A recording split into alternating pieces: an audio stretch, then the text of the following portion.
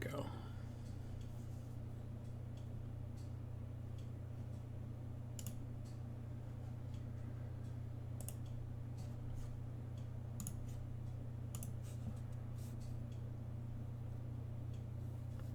All right, there we go. All right. Just a touch of YouTube chicanery this morning, but not too bad. Got people coming in from all over the place this morning, which I appreciate. We've got San Antonio, Texas, Vancouver, British Columbia, Montreal, Germany, Jonesboro, Illinois. Just wrapped up painting my Blood Warriors. Nice. Got Trey Terrell, we've got VJ Morph, Chaos Dwarf Bazooka Crew. That sounds fun. Hello from Sweden, building and painting my first ever models. Bought the Indomitus box. Nice. You and a lot of other people seem to have bought that box, but that's good to hear. I keep refreshing the Barnes & Noble site, hoping for the pre-order for Blitzbowl to go up. Nothing yet. Well, hopefully soon. Hey, Emily, how you doing? Good morning, fam. Sad I missed the irregulars, but glad I can join some today. We're glad to have you. Greetings from Gothenburg, Virginia, Atlanta, Fontana. Most of the state is burning currently. That's Fontana, California, by the way. Hello from Sweden, Erie, Pennsylvania, Ohio. Spending a pleasant afternoon working on my irregulars paint swap mission. Nice. Denmark, Rochester, Richmond. Good afternoon from overcast but warm Isle of Wight. Yeah, it's sunny here and also going to get pretty warm. After yesterday's preview that practically featured everything but Kill Team, I've concluded that GW has quietly decided to put that particular experiment out to pasture to quietly die. I don't know if that's the case. I kind of don't think that is the case. It's just a different setup. But they are being quiet about Kill Team, that is true. Good afternoon from the Netherlands. Let's see here, a whole bunch of stuff. Spain, France, Sheffield, UK. Hello from a thunder-snowed Canberra, Australia. I didn't know we could get that weather either. Yeah, thunder snow is a thing. It's odd. I don't think of it as happening in Australia, but that's kind of cool. Greetings from Manchester. Let's see here. There is a skunk under my shed today. Hopefully the puppies don't get sprayed, but it might be a matter of time if they don't scoot out. Well, that's not good. You don't want the scout. The skunk underneath there.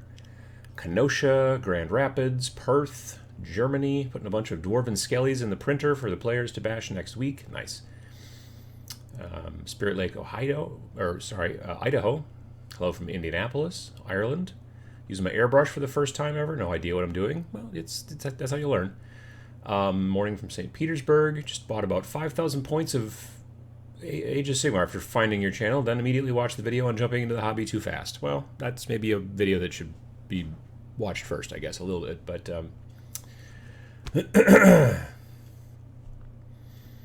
let's see here. Hey from Nebraska. Greetings, Germany. Florida. On the run from the cat police in Calgary. It's dangerous. It's a dangerous game.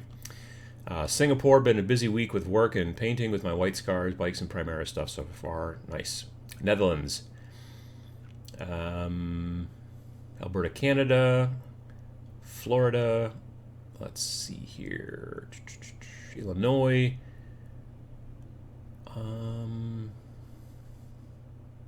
San Francisco, Petersburg, Wyoming, Belgium, Pittsburgh, more Pittsburgh. You two should get together. Well, I mean, socially distancing currently, yes. Switzerland, Turkey. Hi from Sydney. It's been a while since I've caught a live show. Looking forward to the new Seraphon models announced and thinking about getting the Lizards Blood Bowl team for hero conversions. I was excited about the Lizards in Warhammer Underworlds. I'm glad they're finally doing that. It's only taken them however many years since I've been saying, please put those lizards into the warband so that I could just paint a few lizards instead of painting a whole bunch of lizards. That's been my plan. Greetings from Centerville, Iowa. Finally got into the hobby with some Age of Sigmar, painting Night Haunt this weekend. Night Haunt are a lot of fun. I'll be doing some of those as well soon. Zagreb, Croatia. Ottawa, Canada. Kentucky. Still no squats in 40K. Yeah, sometimes I wonder if they're gonna or not. It would cause a lot of news. It would be like free marketing. Like everybody would report on that, I think. Ow. I just banged my knee on the other side of the table. Just kind of like it did a little bit with the Sisters of Battle. Like it took them forever to get Sisters of Battle back into things and all that kind of stuff. I think eventually, if they were smart, they would bring back squats, and people would I think people would buy them. I would buy some if they had them for Kill Team. I would totally buy some.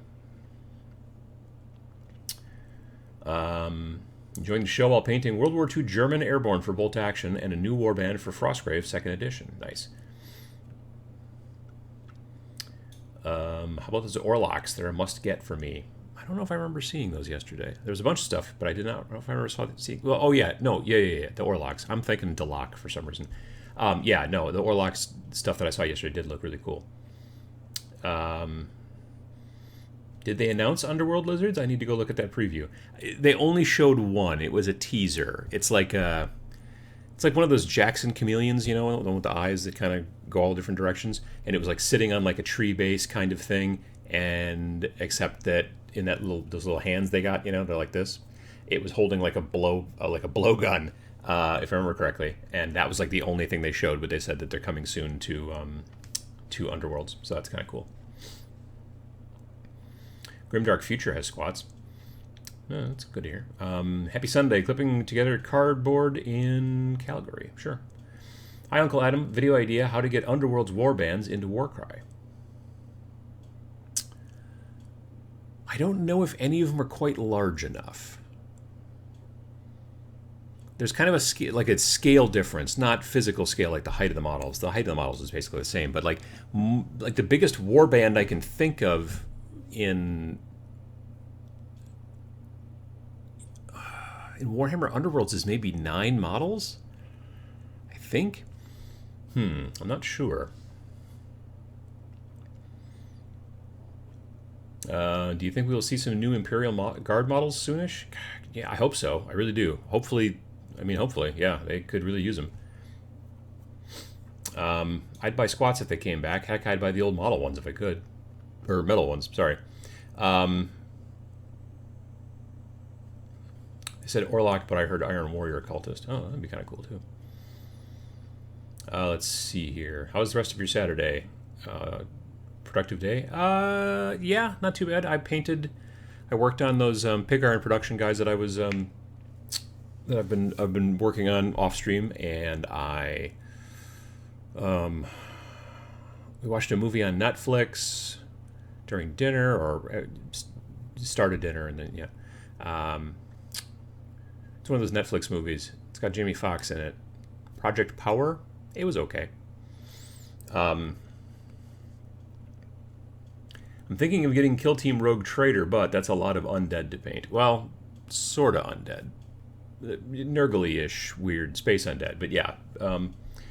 But they're very well done models. Some of them are not aesthetically to my liking, but that doesn't mean that they're not going to be aesthetically to your liking. So we can have differing opinions. Let's see here. The hubby ordered Warcry Ghosty Boys all by himself and even started putting them together while I was at work. He may be in the gold now. Nice. It's good to hear, Emily. Yeah, So I got the Skaven Plague Monks done, the 13, and that's because there's 13 of them. And I've been doing those on stream on Twitch recently. If you don't follow me on Twitch, you should if you're into that whole thing. I generally stream Monday nights at 7 p.m. Central and Friday mornings at 10 a.m. Central. So, I just finished them, not this last stream, but the stream before. I mean, I didn't have the bases done and stuff like that, but since then I've finished up that last part. Everything else, all the interesting bits were done. So there's that. Then this week on Friday morning, I started working on my next Warcry warband, which is basically 5 putrid Blight Kings, Nurgle dudes, the kind of big fat armored Nurgle guys. Some of my favorite models in Age of Sigmar are putrid Blight Kings. So I'm building I built 5 of those, and I primed them and all that kind of stuff. And then on the show, I started painting. I was mostly just doing undercoating on the stuff that's going to be brass, bronze, gold, bone, horn. So it was just a lot of brown. A lot of brown. Nearly 3 hours of brown. And then, so then this next time, tomorrow night, I'll be doing more going off of that. Once those, there's 5 of those guys, plus there's the big Pusgoyle Blight Lord, which is basically like a big Blight King type fat guy riding on a giant weird bug, which is also cool. And so that's those 6 folks are the entire warband. And then after that, I'm probably going to do Gloomspite Gits, most likely, next. And then after that, probably Night Haunts. And then maybe either Corvus Cabal or... let's see, what else potential? Stormcast, honestly. Could do that too. Let's see here. I was happy to see Zona Alpha yesterday in the irregular section, says Ralph. Right here. Yep. I actually bought some models recently from Anvil Industry over in the UK, which will get here either this week or sometime before December. We'll see. Lately, the mail from the UK to the United States has been a bit hit or miss. I generally probably blame both parties in that situation. But nonetheless, anyway, when they show up, I'll have some models then for Zona Alpha. Zona Alpha is it's a game by Osprey. It's a little kind of modern-y sort of skirmish style game, but it is it's based lightly off of the concepts from games like Stalker on the video games, Metro 2033. It's basically kind of like a Eastern European aliens landed, did some alien stuff for a while, and then, flipped off. And now there's this weird exclusion zone with all kinds of strange crap going on. And so the government has basically cordoned it all off.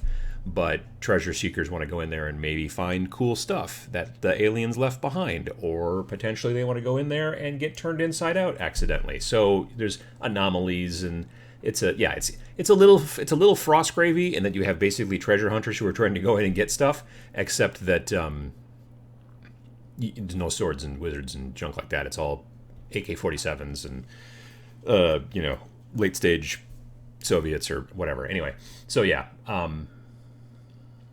we'll see how that goes.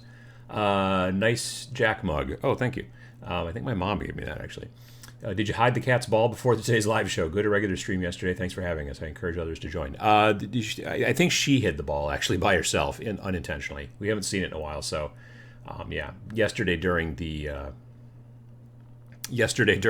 irregulars, every month, the people who support at the $4 level on Patreon, which is, I got a button for that too. The Patreon helps to support the channel, and there's like a $1 level, a $2 level, and a $4 level. The $4 level are the irregulars. They get access to the Discord, and also I do a live show every month that's just for them. And during yesterday's show, Margot, one of our kitty girls, she had recently found a little ball that had been lost underneath something that she couldn't get at, and it was very exciting. And so there was a lot of cat shenanigans during yesterday's show. So that's where that came from. I wish I could catch my kids working in their Warhammer minis. Well, yeah, I could see that. Yay, Gits. That's what got me into Warcry too. I mean, I've never gotten a chance to paint any, and so I'm interested in that. Plus, my wife is kind of interested in the Gits as well, so that's cool. There are a lot of parts. I opened up that box yesterday, the Warcry, Gloomspite Gits box. There's a lot of sprues in there. I was surprised. So yeah, that'll be interesting. Let's see here. I have a project where my daughter is going to base paint my Griffhounds, and then I'll turn around and detail. Well, that sounds like fun. Funny, I'm painting up some old cobblestones for Zona Alpha right now. Nice. Another thing I'm going to be doing soon for Warcry is, so Warcry, when they released a terrain set. I forget what they call the terrain sets. War Grounds, something like that. Anyway, it was called Corpse Rack Mausoleum. And it's just basically taking a bunch of their mausoleum bits and then putting them in with one of those 22 by 30 boards and all that kind of stuff. It's out of print already. Like, you can't get it even on the GW store. That being said, there's one at my local shop. But I already own the Garden of Morr, Morr, which I guess is vaguely Latinish for death, I'm assuming. And it's just basically most of those same sprues. It just doesn't have the board, but I've got 22 by 30 boards. It'll be fine. So yeah, that's my next terrain project. Now that I've got all the terrain done for Warcry that came in the main starter box, is I'm going to build and paint those mausoleum and graveyardy bits. So that'll be also a new terrain thing. The only issue is there's no like second level, kind of, you know what I mean? Like, the thing that's cool about the first, the terrain that came in the first game is that it's all like, there's a lot of like, I'm here, and then there's like a walkway and a thing to stand on, and there's not much to stand on in the Corpse Rack Mausoleum, Garden of Morr, whatever.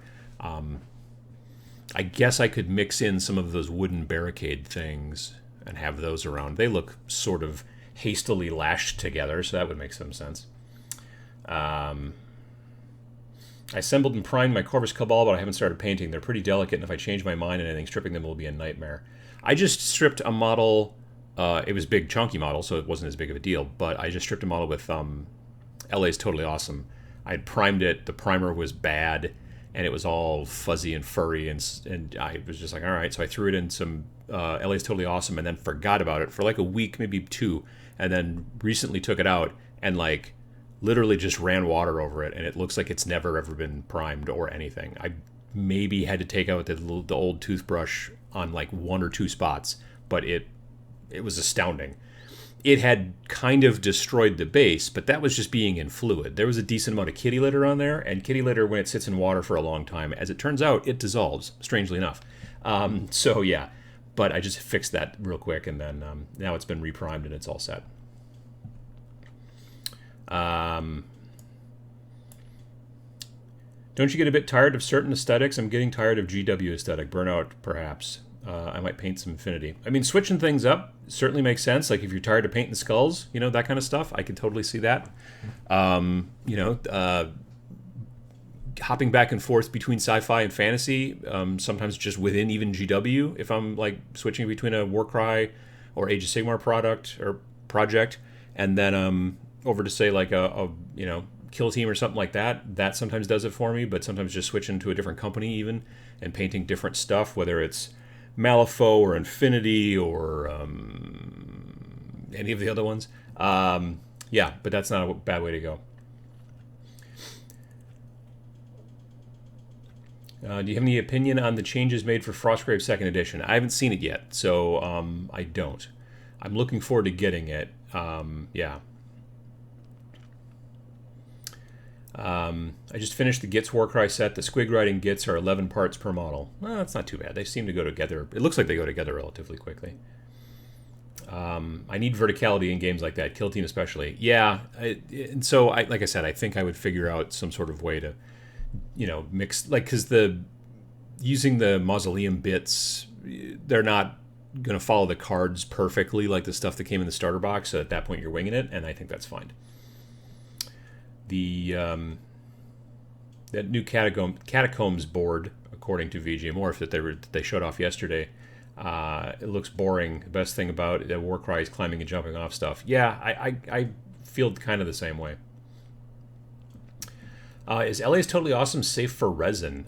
I believe so. To be fair, I don't know that I've used it on resin. I used it on that big chunky model that I just used on it was the Reaper Bones Black, which is not the white Reaper Bones. It's a slightly harder, kind of less flexible stuff, and it didn't do anything to that. But I don't know. That's a good question. Horns fan says, I'm a big believer in LA's Totally Awesome thanks to your channel. Yeah, I mean, I don't own any stock in it or anything like that, but I mean, because it's $1 for a bottle for a 32-ounce bottle, by the way, at the dollar store. But man, that stuff works awesome for stripping models. It's really good. Emily says, we may have gone all in on a Massive Darkness 2 Kickstarter. I'm so excited. I even bought a few crossover from Zombicide figures I was missing from the first one. Nice. Have I done a Kickstarter recently? I think the most recent Kickstarter I did was Relic Blade, the new version of Relic Blade, which should be coming out by the end of the year, I believe. Far fewer models probably than Massive Darkness. Much less massive, as it turns out. So yeah, I'm looking forward to that. Speaking of verticality, do you think Warcry is lacking in that? I mean, it totally depends on how you build, your stuff. I mean, they have rules for climbing and falling and all that kind of jazz. So if you decide to just play on a flat board, well, then you just decide not to go with that stuff. But that's the same with Kill Team. That's the same with Necromunda. Like any of those types of games, you can choose to play much more vertical or less, depending on your play style, which I like that they give you the option. Heard about Stargrave, due to be released next year, something like Frostgrave in space. Yeah, that'll be interesting. I'm interested in checking that out, seeing what it's going to be like. Finishing up a few more Indominus Necrons before Sunday morning Kendo class. In love with these guys. So much fun to paint. Yeah, they really were a lot of fun. Verticality is essential for modern/sci-fi skirmish games. I think so. I do. Hi from Japan here. Has anyone asked you about the Hexmark Destroyer yet? If not, any opinions? I just vaguely saw a picture of it on the Warhammer community website yesterday. It looks kind of cool. I mean, I didn't watch the Twitch thing, the big announcement yesterday morning, because I just didn't feel like getting up at 7:45. And I was like, I'll look at the stuff on the website later on. I just didn't look at it real close. I think I like the face on it, but yeah, I don't know. I don't know anything about the rules or anything about it. I know that I think I saw someplace a headline that maybe the stats had gotten leaked or they'd leaked them, or I don't know, but I didn't look at it yet.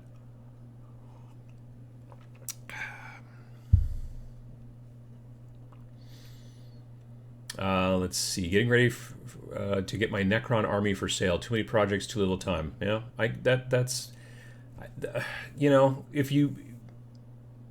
I'm not against that concept. If you've got something you're like, I want to use this money for something else, whatever it might be, and I know I'm not going to play this, and then definitely flip it. 2D board looks like Kill Team Arena for Warcry, so probably intended for competitive play. Yeah, it could be. I didn't look close enough to see if it was mirrored, because that's the thing about Kill Team Arena, which is like their kind of flat play sort of like add-on box that they made for Kill Team. All the boards and all the layouts for all the boards are all completely mirrored, so you're never getting like one side that has any kind of benefit or negative versus the other side, because each side of the board is identical. I didn't look close enough to see if they'd done that same thing with this. Evidently somebody over there's got a real strong idea that that's super important. I don't know anybody that plays arena version of Kill Team, but maybe they do at tournaments. I don't generally go to them to play too much, although right now nobody's going to tournaments too much, so there's that. Let's see here. Hey, Moderator Matt's here. Nice to see you. 2020 doesn't seem to be like the year to back a Kickstarter.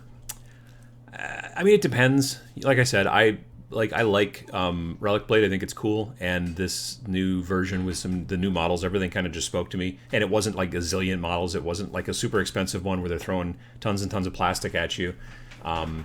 If you're a fast painter, then that can work out real well for you. And sometimes I'm getting faster, but there's also I've got a lot to paint anyway. So thank you, dear. But yeah, I'm just trying to figure that out. So for me, the Relic Blade one was cool because it wasn't that many models. So yeah.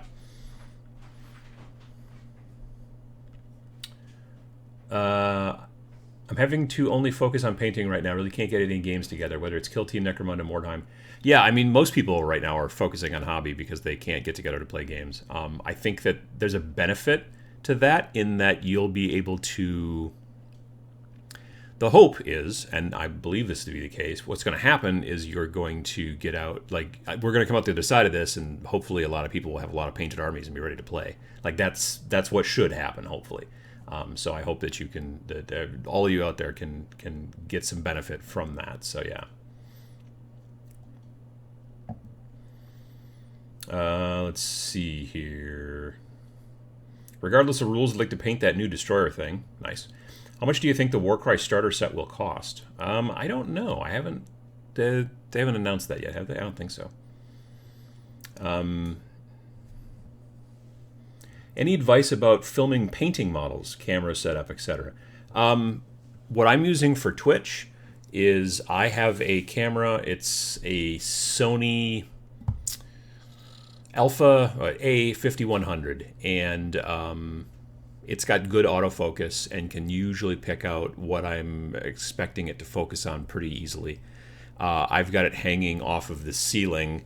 I've got this arm that comes down off the ceiling. This arm I got on Amazon, and so it's pointing down, and then it's not like coming at an angle. The benefit to it coming down like that, at least for me, is that then when I look, I have a little monitor on the other side of my table pointing towards me, so I can see whether I have it in the shot or not. And the fact that if the camera is coming at a 90 or 45 degree angle, then when I see it in the monitor and I think, oh, I need to move it higher, if I try to move it higher, I'm actually moving it the wrong direction. So if the camera is oriented like I am, pointing straight down, then up is up and down is down that way. Whereas if I have it from an angle, because I did that initially when I was first starting to try to do some painting stuff on the YouTube channel, I would be like, oh, okay, and I need to move this up into higher in the frame, and I would think this is up, but because the camera's at an angle and not oriented to me, actually this is up, and it's a whole thing. So get used to that. That's a thing to help. You can do that same thing with a webcam generally. There's a lot of different options, but I'm a big fan of trying to put the camera straight down and having it oriented the same way I am, because then that just helps you a little bit. But everybody does their stuff differently. I want to get a 9th edition 40K, but I'm concerned about starting when everything could change with the new books. Is it best to wait or risk it, do you think? I mean, it depends on the army you want to get into. Like if you're about to get into Space Marines, you might want to wait till October when the new, or Necrons, both of them, those new codexes are coming out. It's hard to say. Yeah, that's a good question.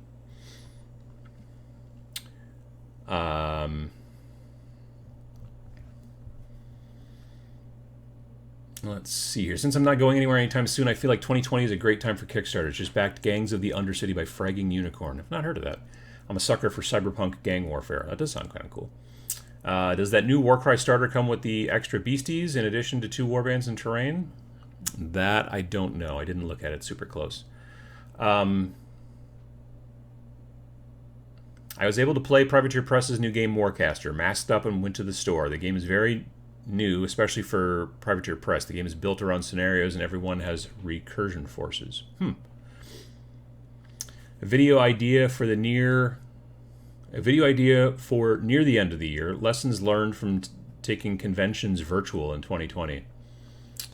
It's something. The only lesson I've learned so far from taking conventions virtual is that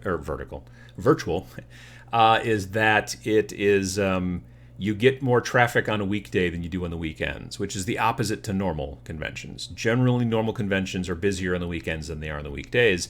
Virtual conventions seem to be busier on the weekday than on the weekends, and I think that's because on the weekday you're probably working maybe even from home right now, and you just turn on an extra window in your browser and you listen to Twitch and maybe look at it a bit here and there.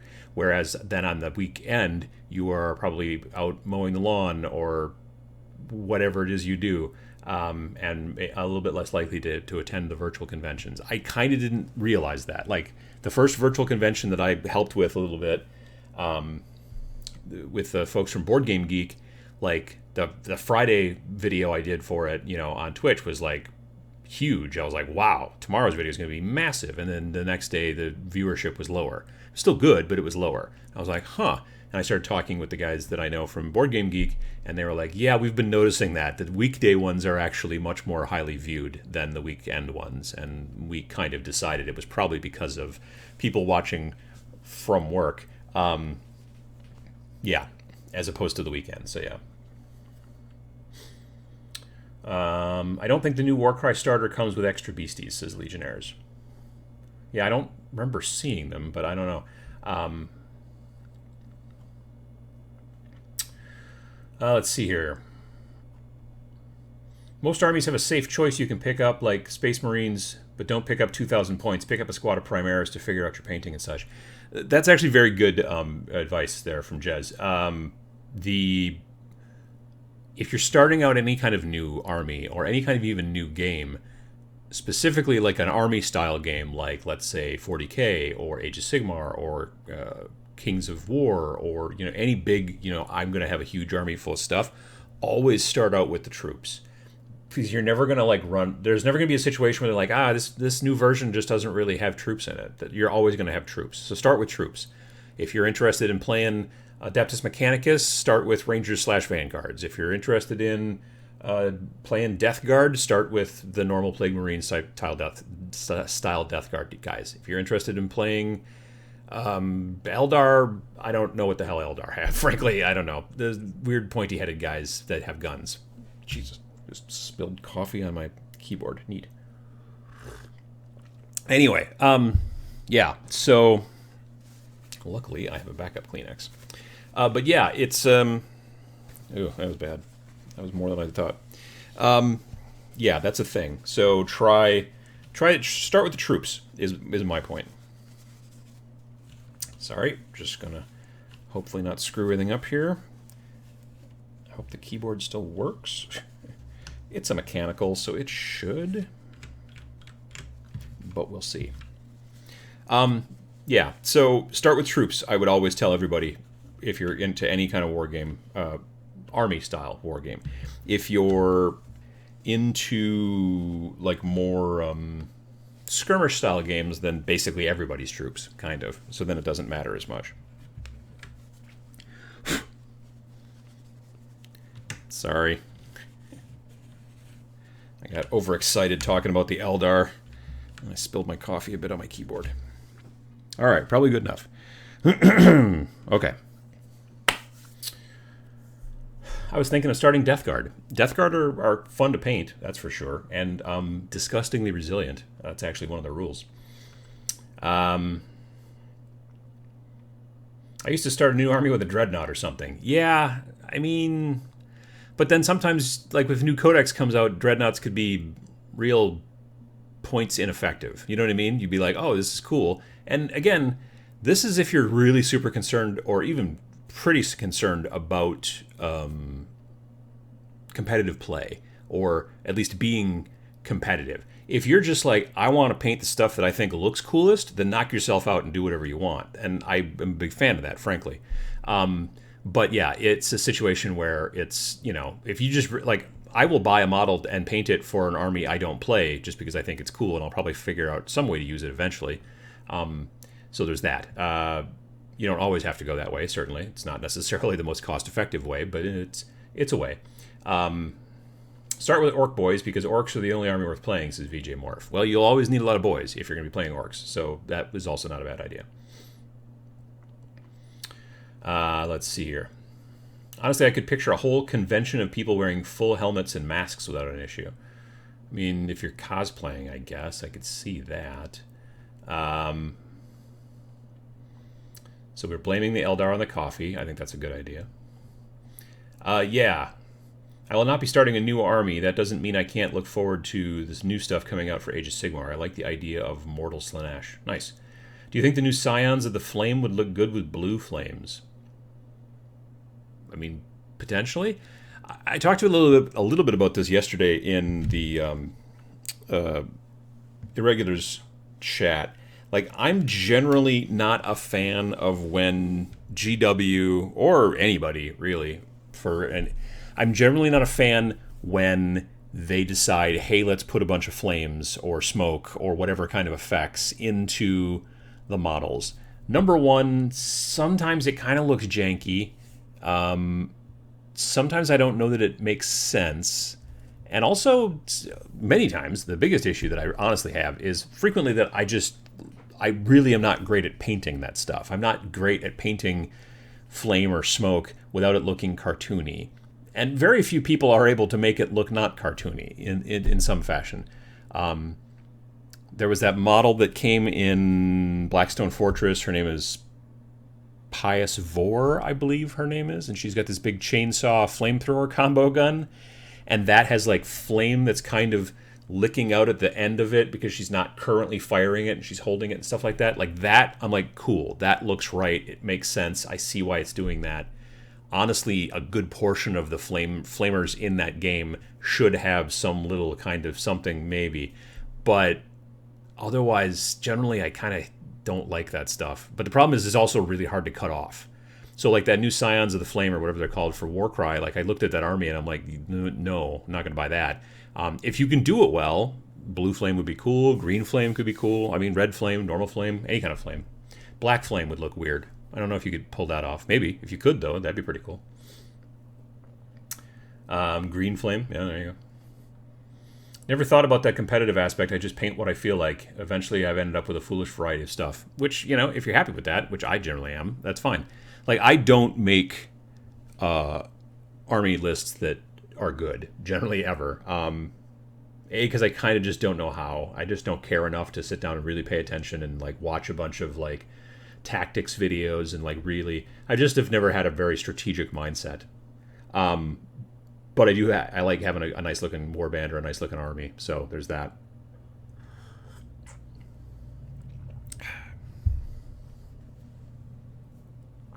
I bought First Strike just to paint the models. First Strike's a really good set. Never before I played Warhammer, I liked it, and I have quite a number of Death Guard models painted now. Nice. See, that's the whole point. Like that's why they make that set. It was, and the new one is now called, for 9th edition, it's not called First Strike anymore. It's like the Recruit something or other, and I think it retails for $50 instead of $40. But it does again come with Space Marines and Necrons, and whereas the old one came with Space Marines and Death Guard and Poxwalkers, this one's now Necrons and Space Marines. And again, it's got a dice and the measuring stick, and it's got a board, and you can turn the box upside down, and it looks kind of like shipping containers, and it's a whole thing. But yeah, so it's cool.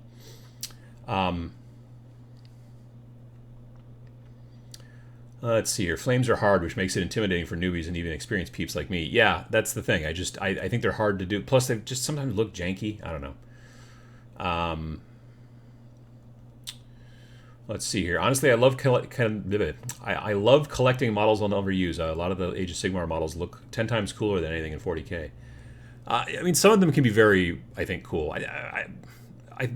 Well, I don't know this for sure. I assume that it's a lot of the same people sculpting on both sides of that, that thing, but I don't know that for sure, honestly. So maybe they've got one team that does 40K, one team that does Age of Sigmar, but there's a lot of them that look, I don't want to say similar, but certainly in the same style to some degree. So, any interest in doing a virtual class in video production like the class you did at Adepticon? I've thought about it. It's I don't know. It would be a bunch of work to crank out the class, and then I'd have to figure out some sort of way to potentially monetize it if I wanted to make money off of it. Otherwise, yeah, I don't know. Maybe. I haven't thought about it much.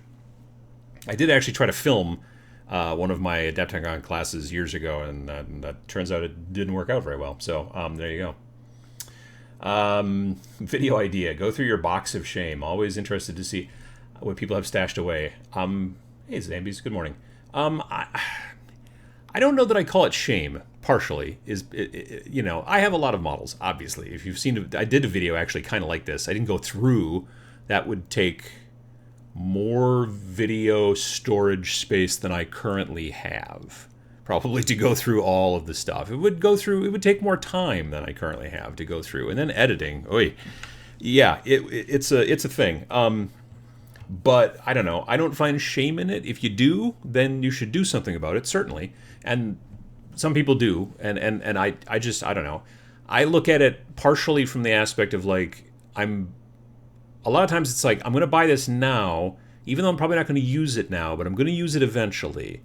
And if it turns out I don't, well, then I can flip it, especially if it's unopened or whatever. But even if it's opened, you can throw it on eBay or whatever. But I just haven't really put stuff on eBay in a while. I'm not saying you shouldn't if you want to. If the stuff is like, man, I got this whole, big Rubbermaid tub that is just full of unopened models in the basement, and man, then you should definitely, if it's weighing on your mind, you should definitely look at flipping it. But yeah, I don't know. I don't know. I mean, I could do a video maybe about like, I don't want to say rare stuff, but like weird stuff that I have, or I don't know. I don't know if anyone would watch that or not. Painted my first model. My girlfriend eventually forced me into a GW store in February. 6 months later, I've painted up 2 boxes of No Fear, 1 Dark Imperium, and painting Indominus box now. Nice. Well, thank your girlfriend for you, because she got you into a good hobby. Did I miss the Warcry stuff? I just kind of mentioned mainly that, got my Skaven done, and then kind of talked a little bit about what I'm planning on doing next. Currently, right now on Twitch, I'm painting, well, not right now because I'm here, but I'm painting, what am I painting? The Putrid Blight Kings? No, Putrid Blight Kings and a Pusgoyle Blight Lord. That's my next warband, is basically Nurgle stuff. And then after that, I'm moving into Gloomspite Gits and Night Haunts, and then maybe Stormcast. Like, I have all those models now, so I'm just trying to figure out which order they're going to go in. And then the next big chunk of terrain is going to be not the Corpse Rack Mausoleum. Is that what it's called? Something Rack. I think it's Corpse Rack. If you're going to name a mausoleum, putting the word corpse into the name of the mausoleum is bad marketing. People are going to be like, I don't want to be in that mausoleum, thank you. But we're like, yeah, but it's called, Lovely Corpse Hills. And like, no, I don't want to go there when I'm dead. That guy's a necromancer who's trying to sell you that bit, just by the way. Anyway, so I am... Yeah, so I'm going to be... But I didn't buy that box, but I already own most of those models, the actual sprues from the Garden of Moor, as they call it. Pile of shame equals being pandemic ready. I had those thoughts at the beginning of the shenanigans. I'm like, I don't need to go through that stuff. I don't have to worry about it because I got plenty of stuff to work on. Grubertown's video on his pile was awesome because he didn't pick a mini at the end. I don't think I've seen that one. I thought the pile of shame was the stalled painting products that are just not turning out right.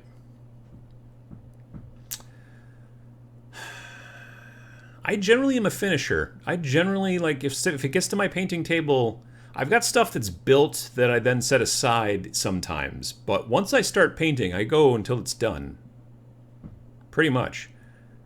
I used to not be that way. But I've become much more of a, well, this is going to get done before I start painting the next thing. I may hop around back and forth between things. And right now, because I'm doing Twitch, like, I'm not going to touch those Nurgle models until the next time that I stream, even though maybe I want to paint right now. So instead what I do is I have another project that I'm working on that's not on stream. So I can be, in between streams, I can paint on that, which is what I was doing last night. And then when then it's time to stream, because the thing I don't want to do is like work ahead on the thing. So like, you watch Friday's stream and then you watch Monday's stream, and I've done a whole bunch of extra work on those models and then you didn't get to see it.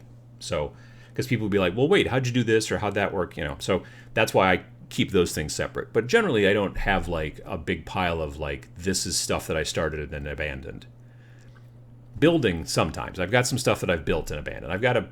To be fair, I've got, well, I don't know if it's a 2,000 point army anymore because the points have changed, but I did have a pretty much 2,000 point army of Space Marines that was built. And at that point, I'm not like, oh man, I should really paint that. It's not like I haven't been painting. If you've got a bunch of stuff built and then you just decide not to paint, I could see whether you could be sad about that. I just was like, I don't see myself playing 40k at this point. I may just end up using a bunch of those models for smaller kill teams and just paint them in different schemes.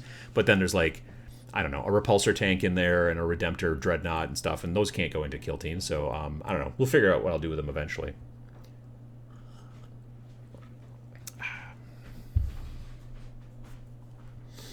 It's such a fun task to go through your Tower of Ambition.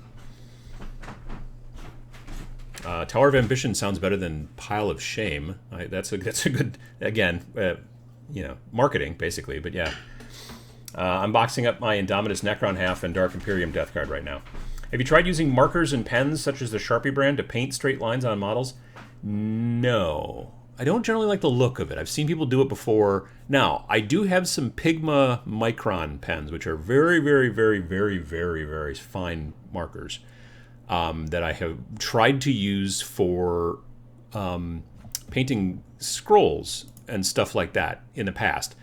I could not find them recently, so this, what you're seeing on like that book that the leader there is, and all the scroll work, that's all brushwork, which is why it's kind of thick and chunky. But the Pigma microns, the ones that I had were 0.005, or I don't know, maybe not point. They just have different, they just made up a number scale, and then these are the very, very, very tiniest. And they make a sepia color one too, which is great for scrolls. But I couldn't find it. And I thought I knew where it was, and it wasn't where I thought it was. And so then I was just like, meh, I'll just use a brush. It's fine. That's the only thing I've ever used. I think it was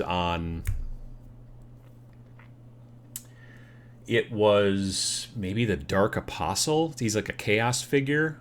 Well, the Dark Apostle, when it first came out, was fine cast, and I was like, I love the look of that, I hate the material, so I didn't buy it. And then I kind of kit bashed my own Dark Apostle out of a bunch of different parts, and I'll have to dig him up at some point, because he's actually painted, and he's got a lot of scrolls hanging off of him, because the original sculpt had a lot of scrolls hanging off of him, and I think I used the Pigma Micron markers on those to do really super fine little work and stuff like that. But yeah, but as far as like, I've seen people take like Sharpies and stuff like that to do like the rims on the shoulder pads and stuff like that on Space Marines and things like that. And if you want to do that, that's cool. I just don't like the look of it for whatever reason. So, for myself, I want to buy my first Age of Sigmar set. Which is better, Soul Wars or Warcry? Well, Warcry is a different game. So, okay. So, Soul Wars is a box set that is designed for, if you can get a hold of Soul Wars, that's a good box set, honestly. But Soul Wars is a box set that's designed, that has 2 armies in it and the Age of Sigmar book, so you can play Age of Sigmar. Warcry is actually a separate game from Age of Sigmar. It's called Age of Sigmar : Warcry, but it's basically like Kill Team is the small little skirmish game that's based off of 40K and uses 40K models. Warcry is the same thing. It's a small little skirmish game, and the models come from Age of Sigmar, but they've also made separate models you could use instead if you want to. But the rules are very wildly different. So yeah, Warcry is its own game, kind of self-contained. Whereas, so yeah, you wouldn't want to probably buy that box if you're trying to get into Age of Sigmar. Instead, if you can get a hold of Soul Wars, like if your local shop's got a copy of it, you should definitely pick that up, because the ghost guys in there are awesome. Just super fun to paint and fun to build and all that kind of stuff. Plus, it comes with a nice hardcover, if I remember correctly, in there. So if you can get a hold of Soul Wars, definitely pick that up instead. That's one of those. Instead of being like the answer is depends, that's actually that one's got an actual answer in my opinion. Let's see here. Whoops. Well, getting behind on the chat today. So you have those pig iron minis at hand for us to see? No, they're down in the basement. I don't have them anywhere near me currently, but they're down in the basement. I did post pictures of them primed on my Instagram. So yeah, put together and not primed, and then another picture of them primed. So you can see them there, but I don't have where I am yet currently pictures or anything like that.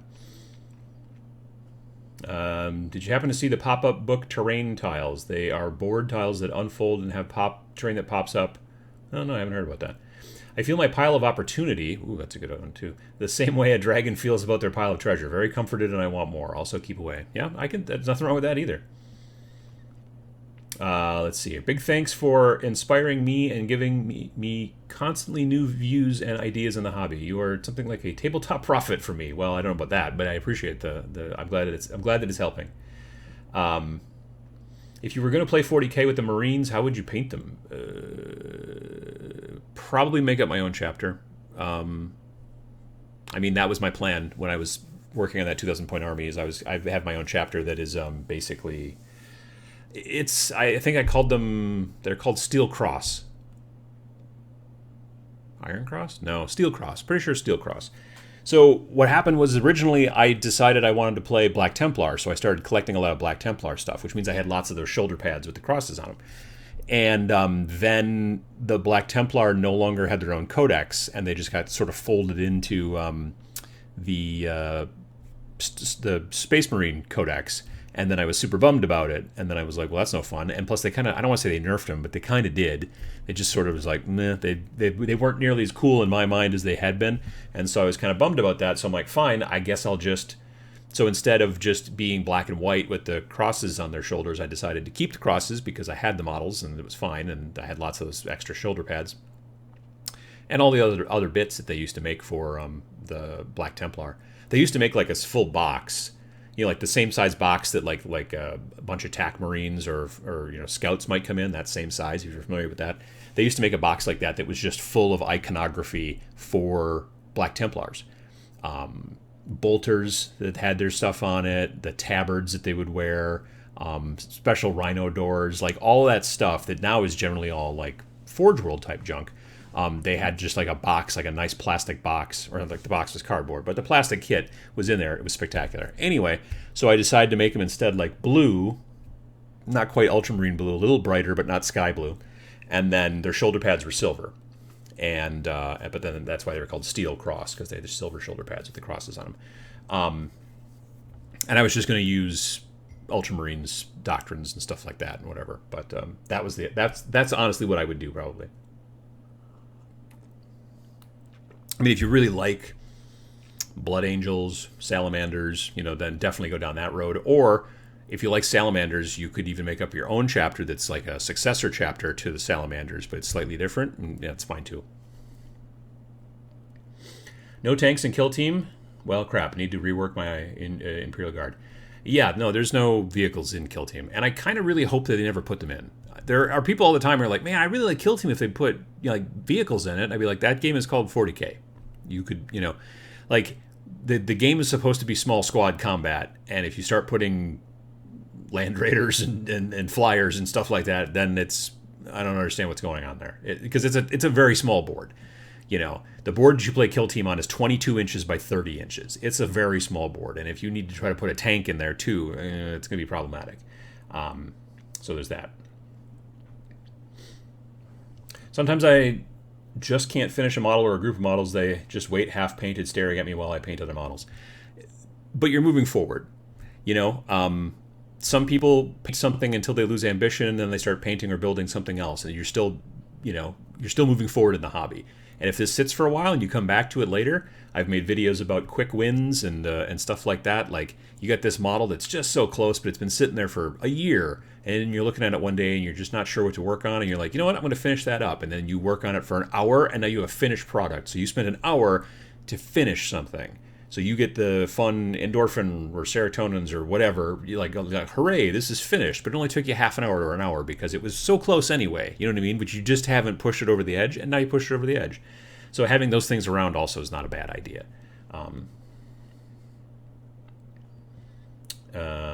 If you had an almost 2K point army before, you probably have a more than 2K point. Yeah, no, exactly. Yeah, I'm sure it's more than 2K now. Good morning from Livonia. Orc boys in purple camp count as commandos, yay or nay? Orc boys, sure, if you want them to. It's up to you. I'm missing a 50mm base and a 28mm base, which sucks since I was going to sell the Destroyer Sprue.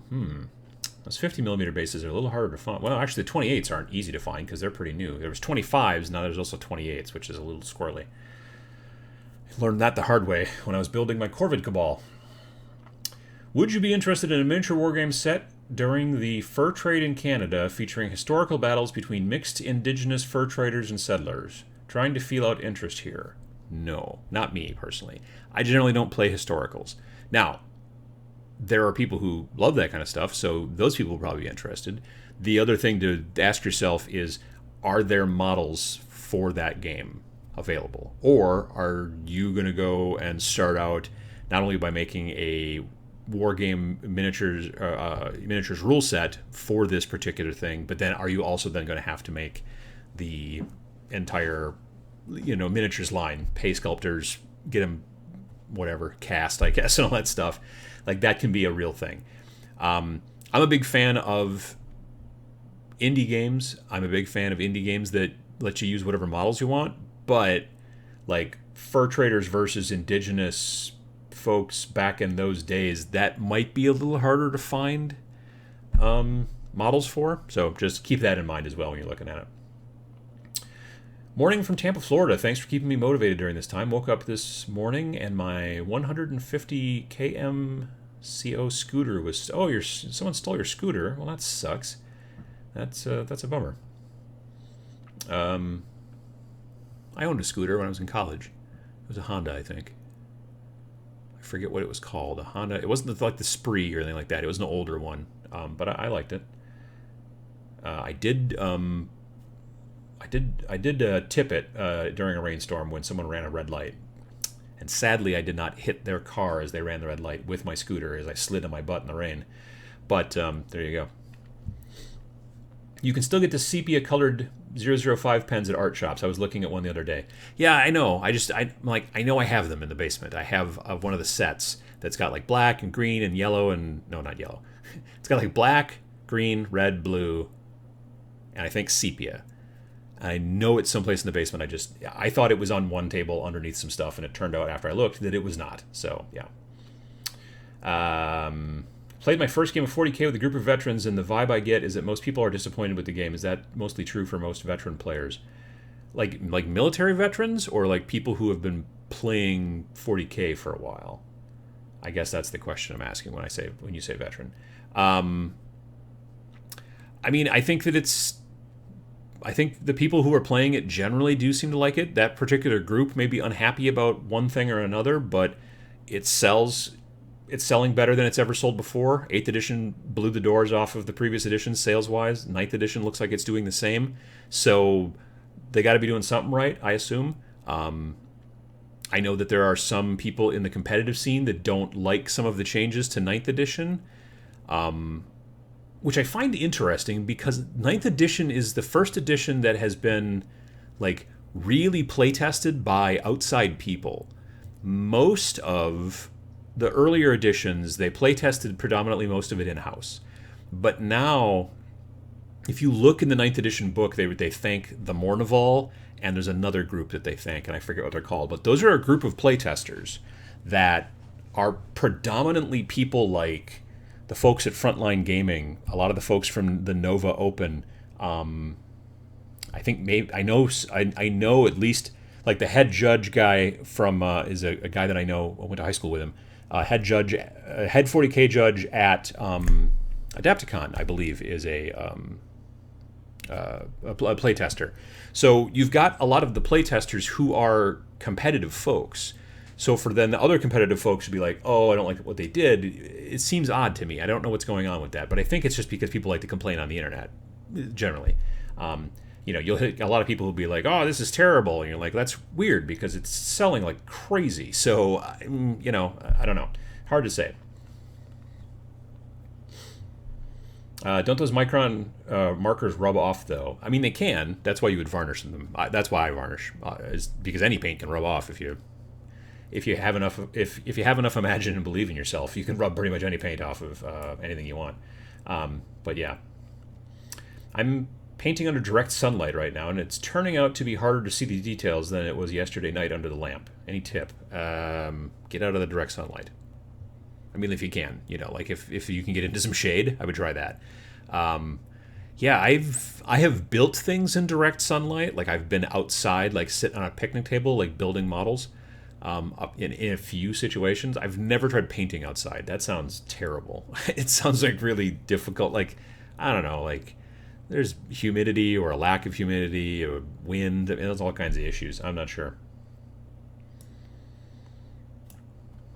Let's see here. Oh, goodness.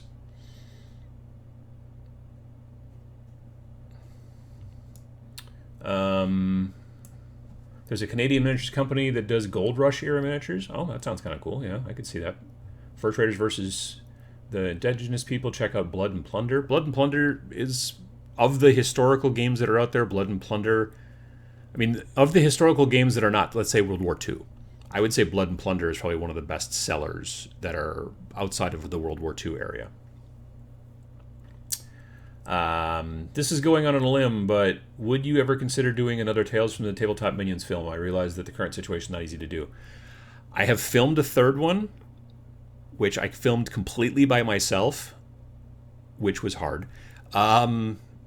it's partially edited, and I need to go back and try to finish it. No one's going to watch it, but that's fine. And I have another idea for a fourth one that is nearly fully fleshed out in my mind, and I really want to do it. But I do probably need a little tiny bit of crew, and I also probably need Sam in it to basically do like one line. And so we're going to need to wait until things are a bit better that way. But yeah, I filmed actually last year. I filmed a third one completely by myself. Like I was the crew. I just wanted to see if I could do it. It mostly worked. Would have been helpful if I would have had somebody there to be a little bit more, what do you call it? Continuity. A little. I could have used a little bit. I could have used a continuity expert there a little bit, but we'll see how it goes. But it's one of those things where I don't have a ton of. I'm like, yeah, I should probably edit that. But I just, because those are a lot harder to edit. When I do my normal Friday video or anything like that, those are easier to edit. They take time, but they're not that hard to edit because they're chronological. And this other thing wasn't, because you basically want to try to get all the shots set up when you have the camera set up this way. Like if you have like a scene where I'm looking towards the camera or the camera's hitting me in profile, you want to shoot all the profile shots at once and then move the camera, especially when you're doing it completely by yourself. So everything's out of order, and so it becomes a thing. Anyway, it's I do want to do more. I enjoy doing them. Like I said, nobody ever watches them. If you don't know what we're talking about, I have 2 videos currently on the channel. They're old, that are called Tales from the Tabletop Minions, or Tales of the Tabletop Minions, something like that. And the first one is like me and a friend of mine, and we're in the basement, and we're playing a game of 40K, and then I get a text. And so I'm like replying to the text. And then he's like angry about it, but then he gets a text, so he's replying to his text. And so we're both across the table, each other replying to our texts, and then we get done, and now we both think it's the other person's turn because we've lost track of whose turn it is. So we're just basically like looking at each other across the table, just a lot of back and forth, just like eyes, like not saying it's your turn, but just like, and it's just a little short, little funny thing. And there's another one that's about a rules lawyer. Yeah, I enjoy making them, but it does take some time, not just the editing, but also like if I want to have more people in it and stuff like that. You need like at least a 1 or 2 person crew sometimes and all that kind of jazz. So I see a lot of stuff about narrative playing campaigns, and I'm just curious on how it plays or feels. I think that may be a second question. Oh, here we go. Have you played Kill Team? Have you played Kill in a Team campaign? Probably Kill Team in a campaign. Yes. Kill Team campaign is frankly longer than I thought it was going to be. I thought it was going to be like 3 or 4 games, but if you follow the rules as written in the Kill Team like core book, campaigns could be 10 games long, maybe. You know what I mean?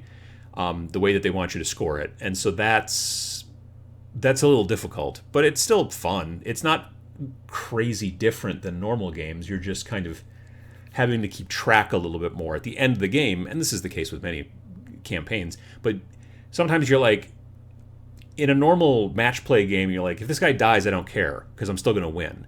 But when you're playing campaign, you're like, I kind of don't want that guy to get knocked out because he might die, and then I have to do this, and so you're thinking ahead to the next game a little bit more, whereas in match play, obviously, you don't care, because the next game is a complete start over reboot, right?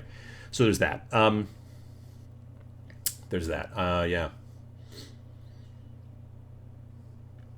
I've played 40K since Rogue Trader, and it's the best it's ever been to me, says Slev. See? There you go. A lot of people, I think, are thinking that to some degree. Again, it depends on what you like. Like, Rogue Trader was nearly a role-playing game in comparison to what we're playing today. So if you really like that instead, then you've probably left 40K quite some time ago, which is also fine, you know.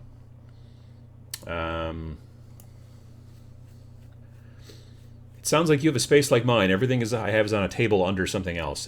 Well, it's my old hobby spot. My old hobby spot, the new hobby spot that I've set up that's got the camera and the lighting and all that stuff, such as it is, I'm like moving things over there slowly, and I'm organizing, and I've got racks and shelves, and I'm trying to keep things organized. Whereas my old hobby spot was basically a table that had no storage, and so it was just kind of a pile. So I'm pulling things out of there, moving them and putting them into little cubby holes and stuff like that in the new place. And I thought, like I said, there are times when I'm like, oh yeah, I know where that is, and then I'm totally right. And other times, and sometimes it does happen where I'm like, oh, I know what that. Oh, that's not there. I thought it was there, but it's not there. Good afternoon from Denmark. Have you experienced playing Warcry that the Age of Sigmar factions as warbands are a bit overpowered compared to the actual Warcry warbands? My Tzeentch Arcanites just keep winning.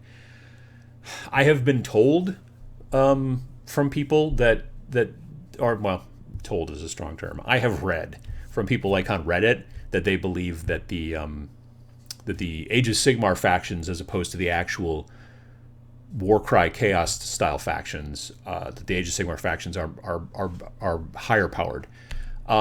It depends, partially. Like, that can be true in certain situations, but from what I understand, and I haven't played them yet because I'm still painting them, but the Nurgle mortals that I'm working on, as opposed to the Nurgle demons, so you got your Putrid Blight Kings and your Puscoil Blight Lords and all that junk, those guys are evidently underpowered and not particularly good. I don't care because I think they're cool looking and I wanted to paint them, so there's that. But I have heard both things, and it depends on the armies. So yeah, there was I don't know if it was a blog post I saw or a video. It was something I saw recently, and they had like a spreadsheet where they had done a bunch of math and said, well, these are the best armies objectively. I don't know how that comes out, math, I guess. I think it was a lot of fuzzy math, frankly. And then these are the worst. And yeah, I don't know. It's hard to say. It depends on, if you don't like constantly winning with those guys, then maybe try building another different warband. You know what I mean? Or tweak the list a little bit, or see something, if that's a concern. But I have not. I've heard talk about it, but you hear talk about that kind of stuff in pretty much any game, so it's hard to say. The only constant is change. That's true. Hello from Ireland. Just want to say thank you for all the amazing content. It was partially your videos along with a couple of others that got me into painting minis. So thank you so much. Well, thanks for letting us know. I appreciate it. Let's see here. Night Haunt All Fly, which is Warcry on easy mode. I mean, Fly is pretty powerful. I'm not gonna lie. Same with well, to some degree. Depends on the build, but that's also incredibly helpful with the Tau in Kill Team.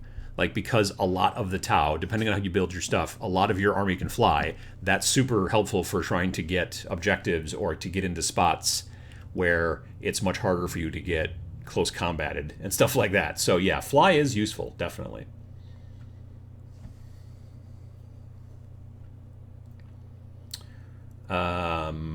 Let's see here. Please tell me how you replace models in Kill Team campaign, because I don't see how you get points to buy new members for your team. I don't have the book here near me. I mean, it's in the back in the campaign section, and I don't remember either, frankly, off the top of my head. Have I lost a single guy yet in our campaign? Well, if we haven't played since February because of the COVID, I don't, because my Necrons are losing, but I don't seem to get. I haven't lost a model. I don't remember. Well, maybe a warrior once, but that's about it. I've been lucky on that. And even, this is the thing that's crazy, is I'm generally losing the games that I'm playing, but that reanimation protocol is saving my bacon over and over and over again. But I just am not quite winning against those Primaris that my friend Ben is running. Nerdopolis Prime Skirmish is always cheaper if you stay at one squad, but I know I never do. Oh, that's a person's name. Sorry, I'm like, what, that's a Nerdopolis Prime? That's an interesting skirmish game. Yeah, it's cheaper if you stay at one squad, but I know I never do, so that's up to you. But entry-level skirmish is a lot cheaper than army. Yeah, I agree. Like, that's the thing. Like, I love the fact that skirmish games allow you to just build one army and then play and try it out, and maybe you don't like that army, or maybe you just don't like the game, or maybe whatever, but you only made this kind of relatively small investment, both in time and money. And then eventually, if you do enjoy it, then you have 6 armies, well, not armies, but 6 warbands for that skirmish game and others or more. And that's kind of where I'm at right now.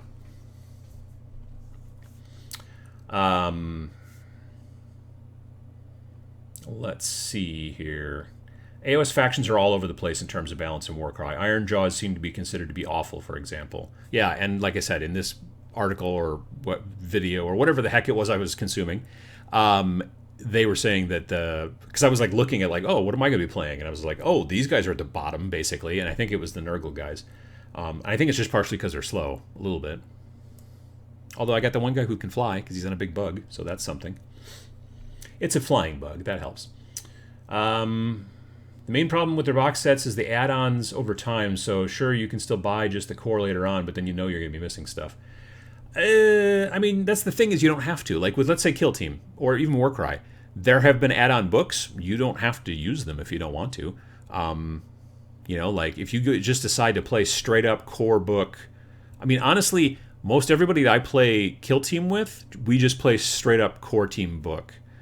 We may sometimes, in Elites, they came out with like faction specialties or whatever they're called. I forget what they're called. But they're basically like faction special rules. And a lot of times we'll use those. But those don't cost anything points-wise. And honestly, you only need one person with the book. So like if I show up with someone and I'm like, hey, do you want to use these faction-specific things for both of our armies or not? And then they go, yeah. Or they go, nah, not really. Then that's all you need to do. But you could just, the game is totally playable by itself. And people who think, oh, well, I got to buy commanders, I got to buy elites, I got to buy arena. No, you don't. You don't have to buy any of those things. Now, if everybody in your area plays with commanders, well, then if you want to play with those folks, that's a different story. But that's your local meta. And that's frankly the case with army games too. Like right now, well, maybe not right now. At the end of 8th, in many situations, you needed 5 books to play the game. Or at least 4. Because you generally needed the core book, not the General's Handbook, chapter approved, you needed your codex, and then you probably needed the Psychic Awakening book for your army as well. And then sometimes there was even another book. I forget what it was. I remember one of the guys watching one of the battle reports from Tabletop Tactics, and Bone was like trying to look through at least 5 books at one point. And so, yeah, it's the kind of the way that some companies work, is just like, well, we'll just keep adding stuff on. But again, in many situations, especially like in the smaller skirmish games, you don't have to use those books if you don't want to. You don't have to use those add-ons if you don't want to. I own arenas, but only because GW sent it to me.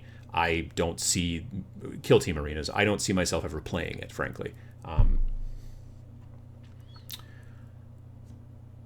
Hi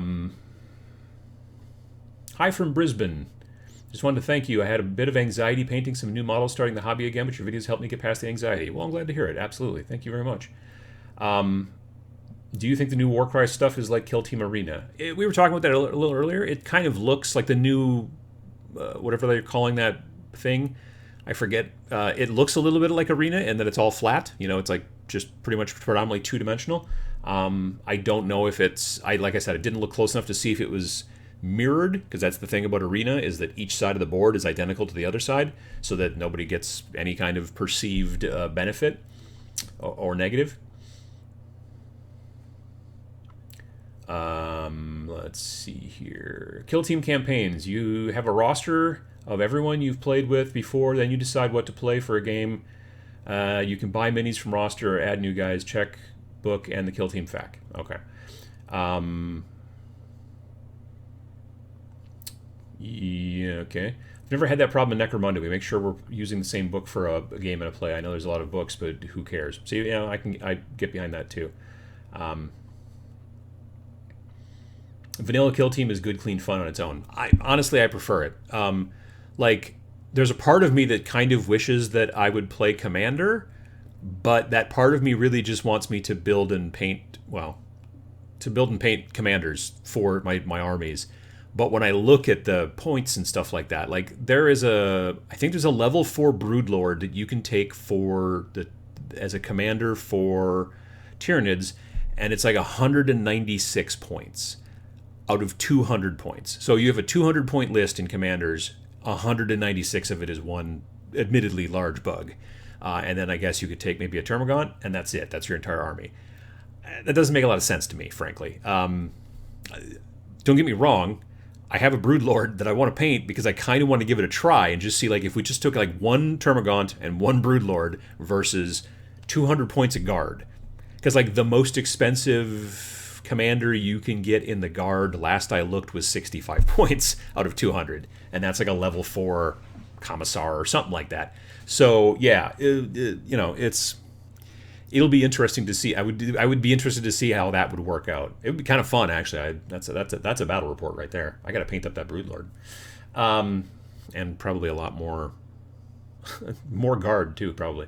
But yeah, it's just, I don't know. It's interesting, and that's one of the reasons. Like elites takes you from like 100 points max to like 125, and you get maybe some little bit of fancy business in there, but nothing too fancy. I like elites fine. Elites is a cool add-on if you want to go down that road. Commanders, and again, like I said, I don't know anybody who plays it around here. Arena is something I'm generally only going to probably ever see at a tournament. So.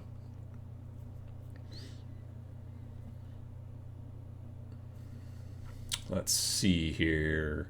A lot of conversation going on. What is Kill Team Arena? Kill Team Arena was an add-on that came out at some point in 2019, and it was basically just a big box and some boards, and it was designed to be more two-dimensional play, and it's frankly designed more for competitive play. The three-dimensional play becomes a little bit slower and sometimes a little bit more difficult for competitive tournaments, so the arena set was designed to be easier for tournament organizers, for tournament players, and that kind of stuff. The boards are exactly mirrored, so like there's not like any benefit to like, well, I'm going to take this side because I see that there's a higher part up here, I can get a sniper up here. Like, you don't have any of that stuff. I don't know how well it's sold, frankly, but yeah.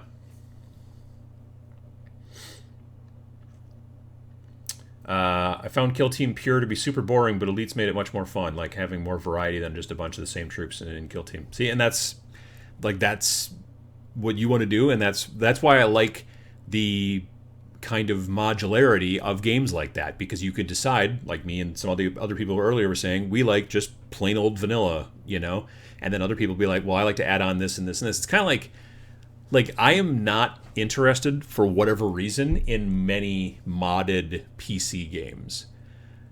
Like, let's say Minecraft, for example. I want to play completely, totally vanilla Minecraft. That's what I enjoy. There are tons of other people out there who can't stand playing normal Minecraft, and they want crazy, crazy nutso modified Minecraft. And that's fine. Both of those people are right in their own situations, and they can do what they want, and that's cool. And I like that kind of modularity. Like, if a game is like, this is the only way it can be ever played, and people don't like that, they don't have any recourse. But when you start off with a game and go, here's the core, here's an add-on, here's another add-on, you can ignore those add-ons if you want to. You always can. A lot of people think, oh man, they make all these add-ons, I gotta buy them all. You don't. You don't have to buy them if you don't want to. If everybody in your area plays with all these add-ons and you want to play with those folks, that's the way it works. But then you could potentially maybe just find other people to play with, or start teaching other people who don't play that game at all how to play the game, and say, like, let's play the vanilla. And Lord knows I've been in situations where I'm on, I don't want to say the wrong side of things, but like there'll be some, let's say, I don't know, new food out there, some new flavor to some whatever, and I'm like, I really like this, and I turn out to be the only person, and then eventually they don't make it anymore. That happens to me all the time. Other people are like, why do you like that? I'm like, that's just what I like. And stuff that, like flavors of soda, let's say.